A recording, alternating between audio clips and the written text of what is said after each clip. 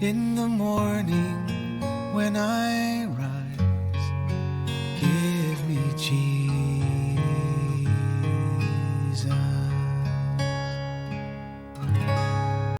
Good morning.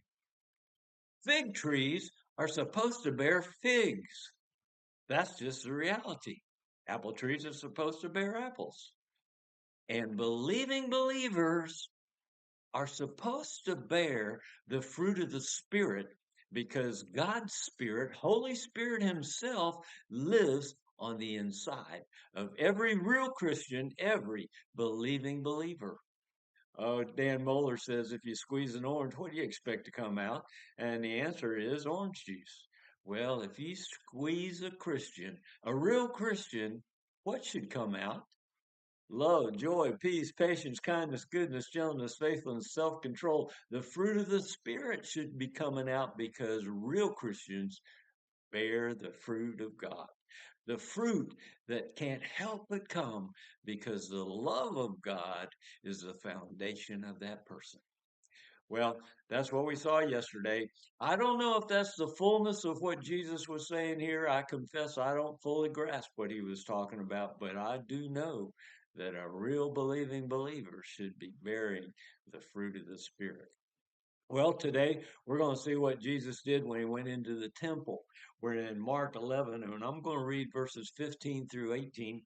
They say this: Then they came to Jerusalem, and he entered the temple and began to drive out those who were buying and selling in the temple, and overturned the tables of the money changers, and he turned over the seats of those who were selling doves. And he would not permit anyone to carry merchandise through the temple. They had turned it into a marketplace. The temple of God was a mall, and Jesus didn't like it. Verse 17, and he began to teach, and he said to them, is it not written, my house shall be called a house of prayer for all the nations, but you have made it a den of thieves, a robber's den. The chief priests and the scribes heard this and began seeking how to destroy him. You are messing up our good business. This mall is our income, and you're destroying it. We got to get rid of you, Jesus. That's what the religious people were saying. And when truth comes into a religious setting, oh, the leaders of that religious setting want to see what they can do to get rid of the truth because it will mess up a religious good deal. For they were afraid of him, for the whole crowd was astonished at his teachings. Religious people are afraid of the truth. Well, what I want to focus on, Jesus said, my Father's house will be a house of prayer. Look with me at 2 Corinthians. It's in chapter 6, and verse 16 says this, I will dwell in them. God himself dwells in us. Where's the house of God? In your heart. I will dwell in them, and I will walk among them. I will be their God, and they will be my people.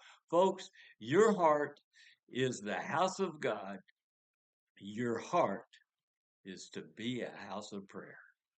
So God bless you who prays from the deepest part inside. Even Holy Spirit will help you do that because he dwells in there, doesn't he? I look forward to being with you again tomorrow. Tomorrow, we're going to see a little bit more about this fig tree. Can't wait to be with you. See you then. Give me Jesus. Give me Jesus. You can have all this world, but give me Jesus.